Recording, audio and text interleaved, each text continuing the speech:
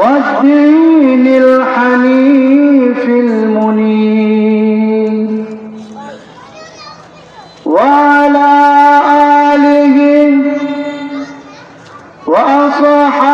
وأصحابه وعلماء أمته وفقهاء ملته أجمعين أما بعد فأعوذ بالله من الشيطان الرجيم بسم الله الرحمن الرحيم تبت يدا أبي لهب وتب ما أغنى عنه ماله وما كسب وقال سيدنا محمد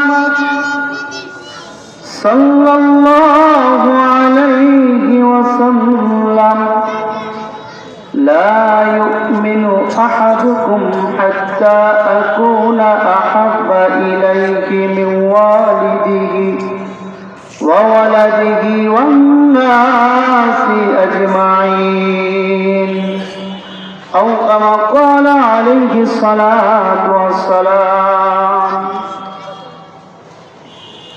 يا إلهي كريم नाम से इब्तिदा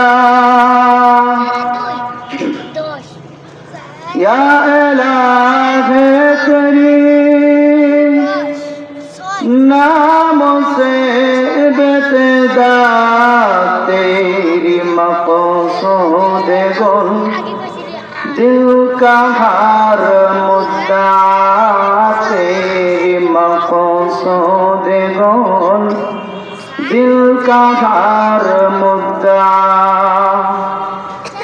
तेरी रहमत से या रब ज़मीं आसमां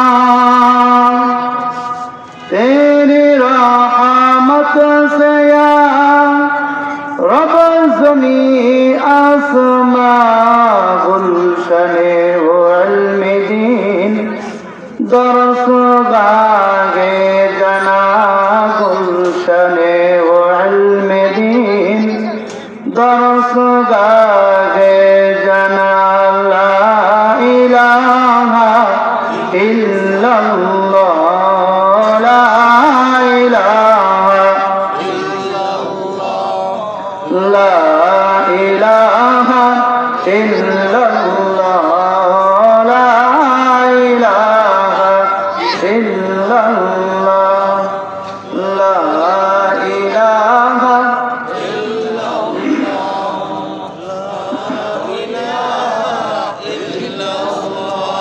আল্লাহ তোমার প্রেমের সারা প্রাণ করিয়ে দাও আল্লাহ তোমার প্রেমের সারা প্রাণ করিয়ে দাও তোমার প্রেমের পাগল পারা হারিয়ে যেতে চাই তোমারি কাজ করে যেন তোমার খোঁজে পাই তোমারি কাজ করে যেন তোমার খোঁজে পাই আল্লাহ আল্লাহ আল্লাহ আল্লাহ আল্লাহ আল্লাহ আল্লাহ আল্লাহ আল্লাহ আল্লাহ লা ইলাহা ইল্লাল্লাহ ইল্লাল্লাহু মুহাম্মাদুর রাসূলুল্লাহ সাল্লাল্লাহু। আলহামদুলিল্লাহ, আল ইখলাস বালিকা মাদ্রাসার উদ্যোগে বিশাল ওয়াজ মাহফিলের আয়োজন করা হয়েছে। আল্লাহ পাক আমাদেরকে এই জান্নাতের বাগানে আসার এবং বসার আমলের নিয়তে 2-4টি কথা শোনার তৌফিক দান করেছেন। এজন্য সকলে একবার দিল খুলে শুকরিয়া গান বলি আলহামদুলিল্লাহ। আমি খুতবার শুরুতেই একটি সূরা তেলাওয়াত করেছি। কম বেশি যারা কোরআন পড়ে নামাজি তাদের কাছে পরিচিত। সূরাটির নাম কি? সূরাতুল লাহাব। এই সূরাতুল লাহাবের কিঞ্চিত পরিমাণ আলোচনা আপনাদের সামনে তুলে ধরার জন্য চেষ্টা করব ইনশাআল্লাহ তাআলা, যেহেতু সময় খুব সংক্ষিপ্ত।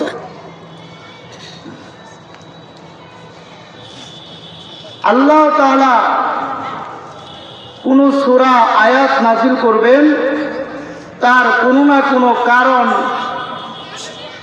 কোনো না কোনো শানে নুজুল অবশ্যই আছে। এমনি এমনি আল্লাহ তাআলা কোন সূরা বা আয়াত নাযিল করেন না। সূরাতুল লাহাব রাসূল করিম সাল্লাল্লাহু আলাইহি ওয়াসাল্লামের আপন চাচা, যার আসল নাম হচ্ছে আব্দুল উজ্জা, যার আসল নাম কি? আব্দুল উজ্জা। তার চাচাকে কেন্দ্র করে সূরাটি নাযিল করা হয়েছে। আল্লাহ পাক আবু লাহাবকে 3টা নিয়ামত দান করেছিলেন। বলেন তো কয়টা নিয়ামত দান করেছিলেন? 1 নাম্বার, আল্লাহ তাআলা আবু লাহাবকে সৌন্দর্য দিয়েছেন। এই সৌন্দর্য দেওয়া না দেওয়া এটা কার ক্ষমতা? একমাত্র আল্লাহর। পৃথিবীর আর কারো ক্ষমতা নাই যে যারা সুন্দর করে তৈরি করা। আমরা যারা কালো আছি, আমরা যদি সারাদিন চেহারার মধ্যে বরফ লাগাই, কালো জায়গায় বরফ লাগিয়ে রাখি, তাহলে কি ফর্সা হওয়া সম্ভব? সম্ভব না, যে পর্যন্ত আল্লাহ না চাবে। যাদের নাক খেতা আছে, তারা যদি সারাদিন তেল দিয়ে নাক টানা শুরু করে, নাক চোকা হওয়া সম্ভব? সম্ভব না, যে পর্যন্ত আল্লাহ পাক না চাবেন। এজন্য সৌন্দর্য দেওয়া না দেওয়া এটা কার ক্ষমতা? আল্লাহ পাক মানুষকে সব থেকে সুন্দর করে সৃষ্টি করেছে। আল্লাহ পাক কোরআনুল কারীমের মধ্যে বলেন, والتين والزيتون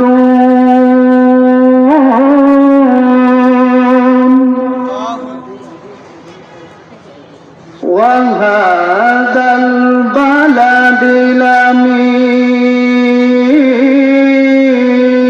الأمين والتين والزيتون وطور سينين وهذا البلد الأمين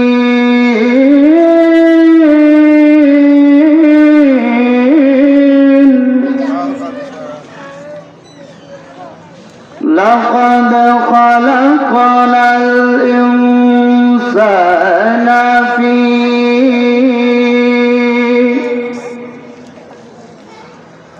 في أحسن تقويم।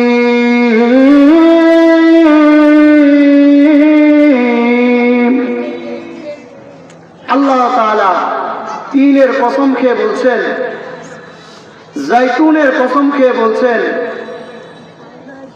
মানুষকে আমি সুন্দর করে সৃষ্টি করেছি। বলেন সুবহানাল্লাহ। আল্লাহ তাআলা আবু লাহাবকে 3টা নিয়ামত দান করেছেন। তার মধ্যে 1 নম্বর নিয়ামত হলো সৌন্দর্য দিয়েছেন। 2 নম্বর নিয়ামত হলো আল্লাহ তাআলা আবু লাহাবকে ধন সম্পদ বেশি দিয়েছিলেন। ধন সম্পদ যাওয়া না যাওয়া এটাও কার ক্ষমতা? অনেকের বিস্কেট ভরা ডিগ্রি কিন্তু ভালো কোনো চাকরি পায় নাই, ধন সম্পদ উপার্জন করতে পারে নাই। আবার আরেকজন নিজের নাম লিখতে পারে না, নাম লিখতে গিয়ে কলম ভেঙে ফেলে, অথচ তার টাকা পয়সার অভাব নেই। আছে না এরকম সমাজে? এই ধন সম্পদ দেওয়ার ক্ষমতা কার? আল্লাহ। আল্লাহু ইয়াবসুতু রিজকা লিমান ইয়াশা।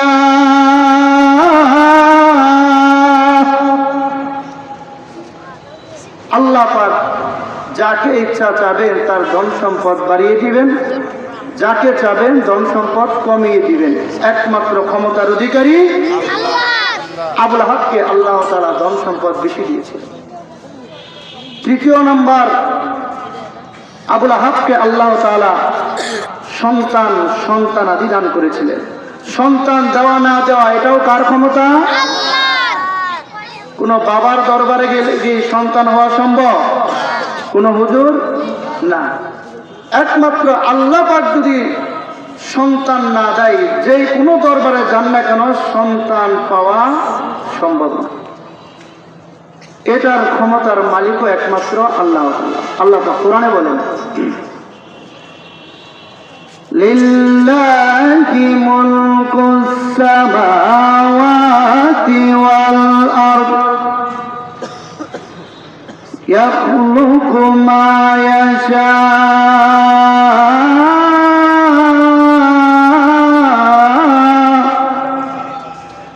ইয়াহাবু লিমান ইয়াশাউ ইনাসান ওয়া ইয়াহাবু লিমান ইয়াশাউ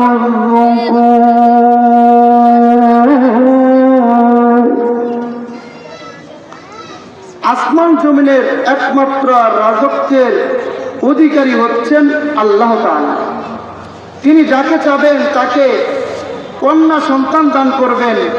আল্লাহ পাক যাকে চায় তাকে পুত্র সন্তান দান করবে, যাকে চায় তাকে কোনো কিছুই দান করবেন না।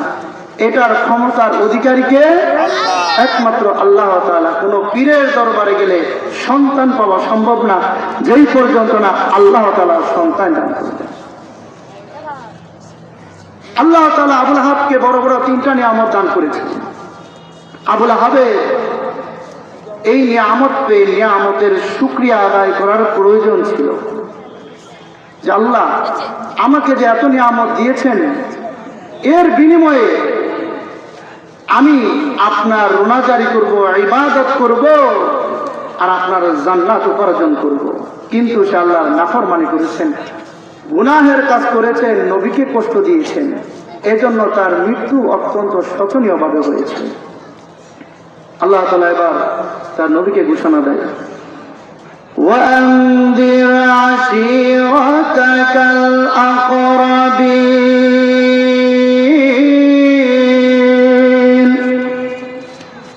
আপনি আপনার নিকটতম আত্মীয় স্বজন যারা রয়েছেন তাদেরকে দ্বীনের দাওয়াত পৌঁছান। আল্লাহ তাআলা যখন আল্লাহর নবীকে ঘোষণা দিয়ে দিলেন,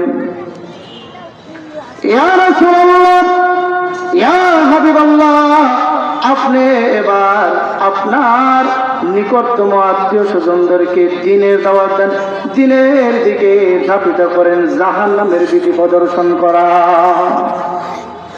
আল্লাহ বিশ্বনবী মুহাম্মদুর রাসূলুল্লাহ সাল্লাল্লাহু আলাইহি ওয়াসাল্লাম তার হুজরা শরীফ থেকে এবার বের হয়ে গেলেন। তিনি এবার সফা পাহাড়ে গিয়ে ইয়া সবাহ ইয়া কুরাইশ বলে ডাকা শুরু করে দিলেন।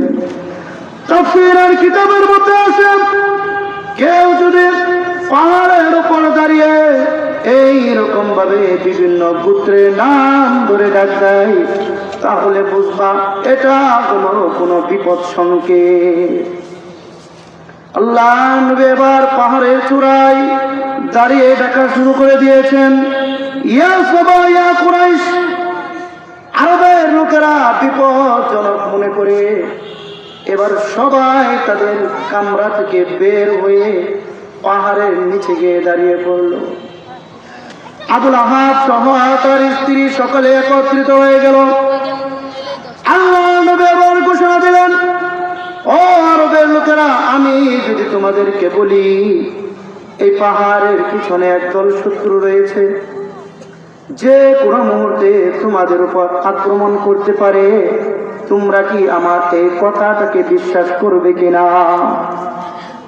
আরবের লোকেরা সবাই বলল, আপনি হলেন আলমিন, আপনি হলেন বিশ্বস্ত, আপনার কাছে আমরা ধন সম্পদ গচ্ছিত রাখি, কখনো আপনি আমানতের খেয়ানতদারি করেন না, আপনি যেটাই বলবেন সেটাই হলো সঠিক।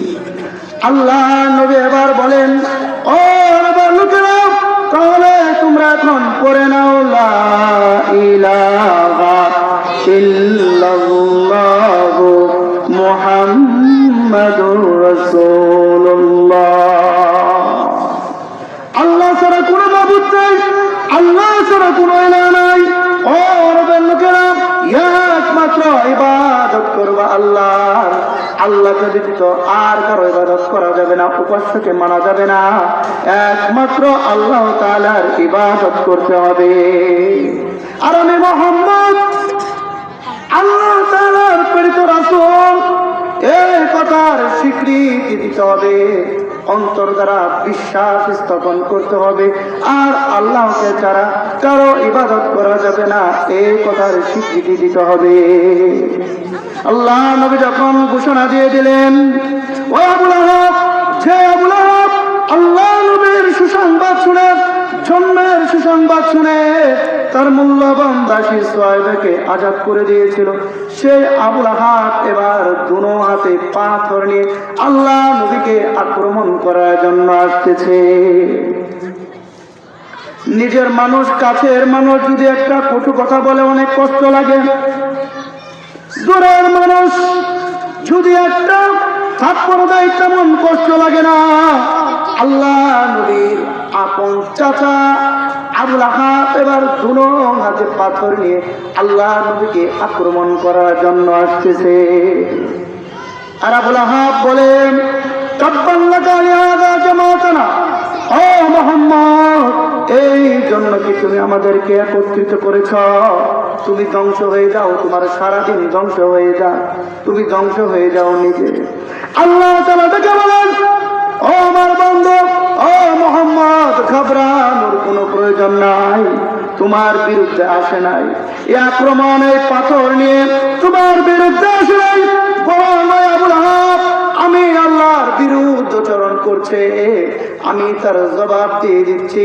আল্লাহ তাআলা ঘোষণা দিয়ে দিলেন, তাব্বাত ইয়াদা আবি লাহাবিন ওয়া তাব, আবুল আহাব ধ্বংস হয়ে যাক, আবুল আহাবের ওই হাত ধ্বংস হয়ে যাক, ধ্বংস হয়ে যাক, সে নিজেও আবুল আহাব ধ্বংস হয়ে গিয়েছে। আল্লাহ তাআলা বলেন, মা আগনা আনহু মালুহু ওয়া মা কাসাব, তার সন্তান সন্তানাদি আত্মীয় স্বজন, এই যে তার অর্থ যা কিছু উপার্জন করেছে, এগুলো কোনো কাজে আসে নাই, কোনো কাজে আসবেও না। আল্লাহ তাআলা জানিয়ে দিলেন, তোমার বিরুদ্ধে আসে নাই, বরং আমি আল্লাহর বিরুদ্ধে আবুল আহাব এই পাথর নিয়ে এসেছি। আল্লাহ তাআলা আয়াত নাযিল করে, সূরাতুল লাহাব আয়াত নাযিল করে জানিয়ে দিলেন, সন্তান সন্তানাদি ধন সম্পদ কোনো কাজে আসে না, আসবেও না। আবুল আহাব আরবের লোকদেরকে ঘোষণা দিয়ে বলে, হে আরবের লোকেরা শোনো, আমার ভাতিজা মুহাম্মদের কথা যদি সত্য হয়, আমার যে ধন সম্পদ টাকা পয়সা রয়েছে, সন্তান সন্তানাদি রয়েছে, এইগুলোর দ্বারা আমি তোমাদেরকে সংরক্ষণ করব। আল্লাহর যদি গজব আর আযাব শুরু হয়, ধন সম্পদ সন্তান সন্তান আদি দিয়ে আযাব আর গজব রক্ষা করা কি সম্ভব? কোনোদিনই সম্ভব না। আল্লাহ তাআলা ঠিকই দেখিয়ে দিলেন। বদরের যুদ্ধের 7 দিন পরে আবুল আহাবের একটা রোগ হলো, যেই রোগের নাম আরবিতে আদত বলা হয়, তখন বসন্ত রোগের মতো একটা রোগ হলো, যার সারা শরীরটা ঘায়ে ভরে গেল, সারা শরীরে ঘা, এবং তার কণ্ঠের মধ্যে একটা ফোড়া হলো, যার কারণে তার আওয়াজটাও কুকুরের আওয়াজের মতো হয়ে গেল। সে সম্রাট বাদশাহ, তার পরিবার পরিজন সবাই তাকে দূর দূর করে তাড়িয়ে দিতে লাগলো, তুই যাও এখান থেকে অন্যত্রে, কারণ তোমার কারণে আমাদের এই অসুখ হতে পারে। আবুল আহাবকে মরুভূমিতে রেখে আসলো, যিনি সম্রাট বাদশাহ, মরুভূমিতে রেখে আসলো। আর এই দিক দিয়ে আবুল আহাব ইন্তেকাল করেছেন, 3 দিন হয়ে গিয়েছে, তার কেউ কোনো ধরনের কোনো খোঁজ খবর নেয় না। হাফসি গুলাম রাস্তা দিয়ে যাচ্ছে আর দেখে সম্রাট আবুল আহাব ইন্তেকাল করেছেন। কাছে যায় না, লাঠি দিয়ে পাথর আর বালুগুলো সরিয়ে গর্ত করে লাঠি দিয়ে খুঁড়িয়ে করে আবুল আহাবকে সেখানে দাফন করে দিয়েছে। এজন্য নবীর বিরুদ্ধচরণ যারা করবে, আল্লাহ তাআলা তাদেরকে যুগ যুগ ধরে এইভাবে অত্যন্ত শোচনীয় মৃত্যু দিয়ে দৃষ্টান্ত রেখে গিয়েছেন। কথা বলেন ঠিক না? দৃষ্টান্ত দিয়েছেন। আল্লাহ তাআলা কোরআনুল কারীমের মধ্যে বলেন, সায়াসলা নারান যাতা লাহাবিন ওয়া ইমরাআতুহু হাম্মালাতাল হাতাব। এটা হলো দুনিয়াবী শাস্তি। আখিরাতের শাস্তি কি? অচিরেই তাকে লেলিহান আগুনের মধ্যে নিক্ষেপ করা হবে। আবুল আহাবকে অমরাতুহু, সাথে সাথে তার স্ত্রীকেও হাম্মালাতাল হাতাব, তিনি লাকড়ি কাঠ বহন করে নিয়ে আসত। এখন কষ্ট আসতে পারে, আবুল আহাব তো আল্লাহ নবীর দুশমন ছিল, এই জন্য তাকে আযাবের মধ্যে নিক্ষেপ করা হবে। তার স্ত্রীর কি দোষ? কেন তাকে আযাবের মধ্যে নিক্ষেপ করা হবে? তার স্ত্রীর কি দোষ? তার স্ত্রীর মূল নাম হচ্ছে উরওয়া বিনতে হারব, যাকে সকলে উম্মে জামিল বলতো। তার চেহারাটা এত সুন্দর ছিল, যার কারণে লোকেরা তাকে উম্মে জামিল উপাধি দিয়েছিল। জামিল ওনার তো সুন্দর, উম্মুনা সমা তার চেহারা সুন্দর হওয়ার কারণে আরবের লোকেরা উম্মে জামিল তাকে উপাধি দিয়েছিলেন সুন্দরীর মা। সুন্দরীর মা তাকে উপাধি দিয়েছেন। আবুল আহাবের স্ত্রী,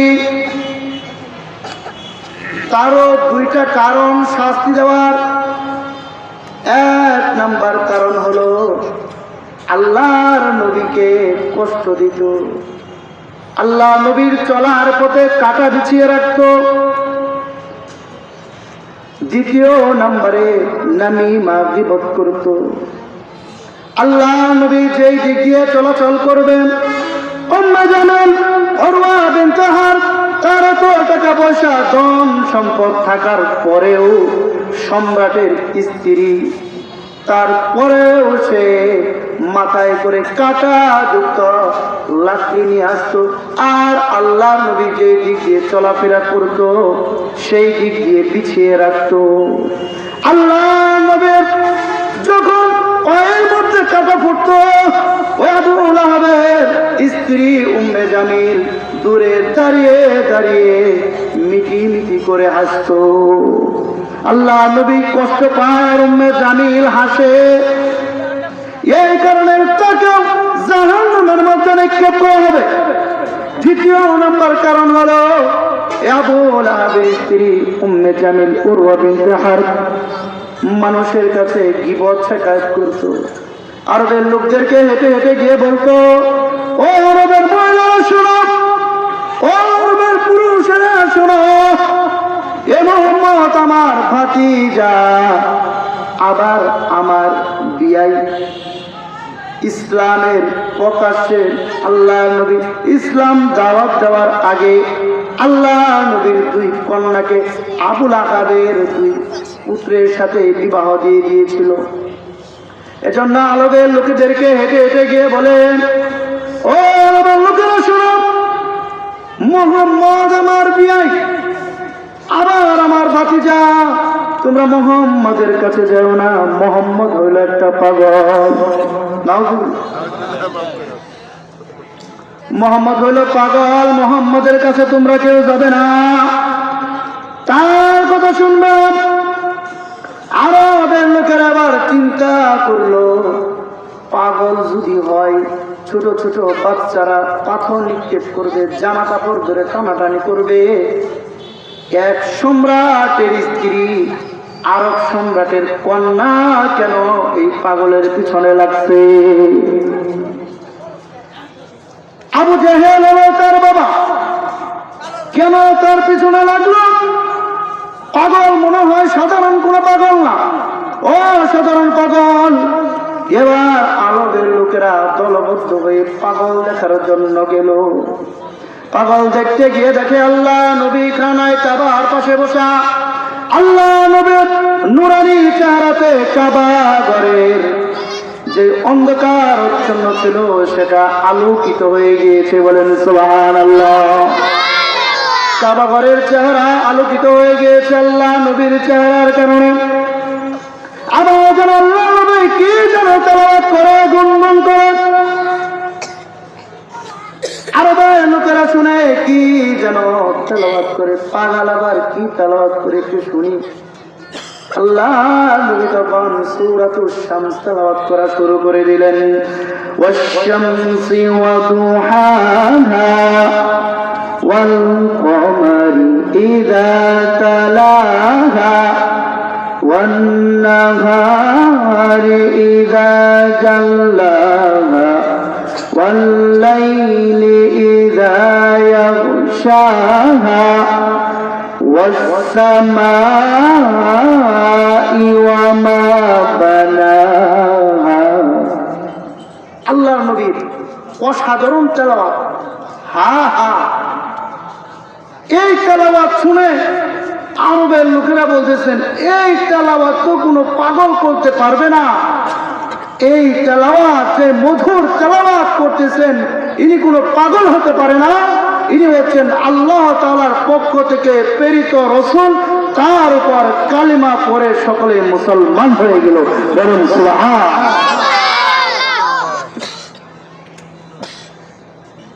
পাগল দেখতে গিয়ে মুসলমান হয়ে ফিরে আসলো। পাগল দেখতে গিয়ে মুসলমান হয়ে ফিরে আসলো, ইমানের আলো পেয়ে ফিরে আসলো। এবার তাদের বিরুদ্ধে যখন আয়াত নাযিল হয়ে গেল, সূরাতুল লাহাব এই আয়াত নাযিল হয়ে গেল, উম্মে জামিল উরওয়া বিনতে হারব একজন মহিলা মানুষ, মাথার মধ্যে কাপড় ট্যাগ করে বেঁধে এবার আল্লাহর নবীকে আঘাত করার জন্য যাচ্ছে। আয়েশা সিদ্দিকা রাদিয়াল্লাহু তাআলা আনহা থেকে বর্ণিত। উম্মে জামিল উরওয়া বিনতে হারব এবার আল্লাহ নবীকে আঘাত করার জন্য যাচ্ছে, যে মুহাম্মদ আমাদের বিরুদ্ধে উল্টাপাল্টা কথা বলে আমাদেরকে নাকি আগুনের মধ্যে নিক্ষেপ করা হবে। আল্লাহ নাকি আয়াত নাযিল করে জানিয়েছে, আজকে মুহাম্মদের একদিন আর আমার একদিন। এবার উম্মে জামিল উরওয়া বিনতে হারব হাতের মধ্যে পাথর নিয়ে আল্লাহর নবীকে আঘাত করার জন্য যায়। আল্লাহ নবী খানায় কাবার পাশে বসা, পাশে হলেন হযরত আবু বকর সিদ্দিক রাদিয়াল্লাহু তাআলা আনহু।